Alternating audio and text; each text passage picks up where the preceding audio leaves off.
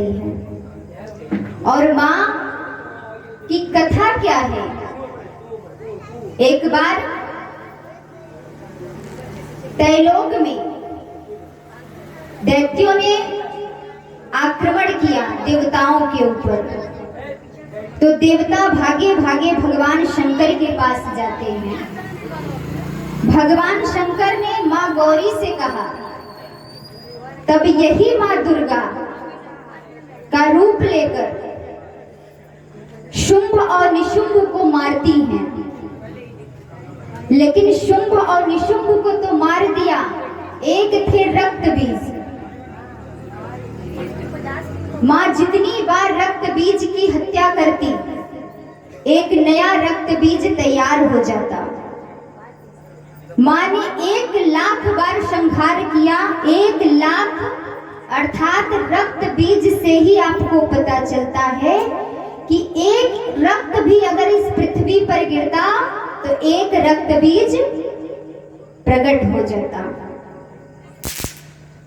तब मां दुर्गा ने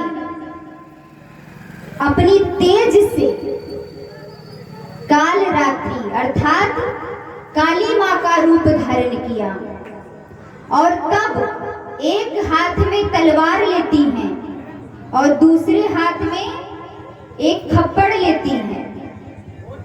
क्यों? जब रक्त बीज को उन्होंने मारा तो उस खप्पड़ में उन्होंने उस रक्त को रख लिया, एक भी बूंद जमीन पर ना गिरे। मां ने इस प्रकार रक्त बीज को भी मार दिया। अर्थात मां का जो स्वरूप आप देखते हो, इनके स्वरूप को देखकर खुले बालों में भूत प्रेत भी इनसे दूर रहते हैं। अर्थात मां की जो भक्त पूजन करता है उसे 100 फल के समान प्राप्त होता है। इसलिए आज के दिन जो मां की पूजा अर्चना करे भक्ति भाव से, मां उससे प्रसन्न होती है। और परमात्मा का पूजन एक दिन नहीं करना चाहिए कि हम एक दिन मां को मना ले, एक दिन पूजा पाठ खूब धूमधाम से कर ले, उसके बाद भूल जाए। मां का पूजन अर्चन हमें नित्य प्रतिदिन करना चाहिए। मां कृपा कब करेंगी?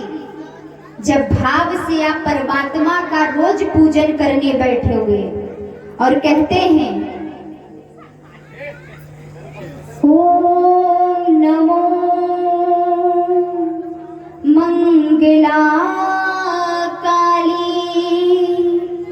भद्रकाली कपालिनी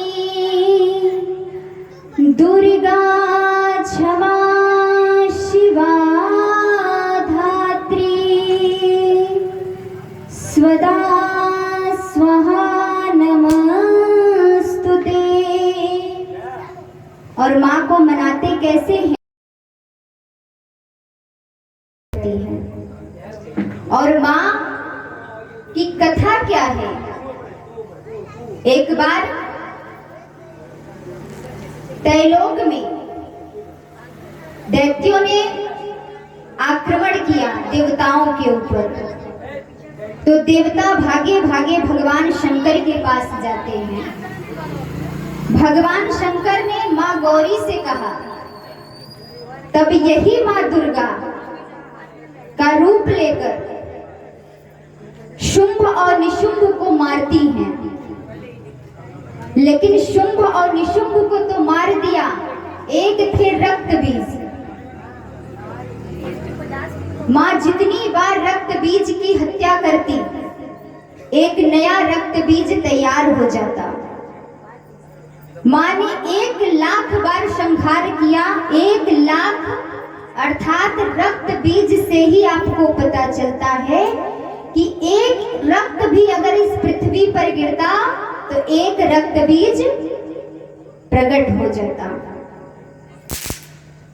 तब मां दुर्गा ने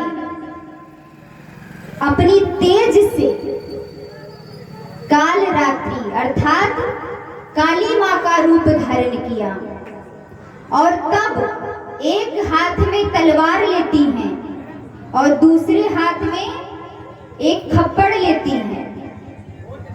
क्यों? जब रक्त बीज को उन्होंने मारा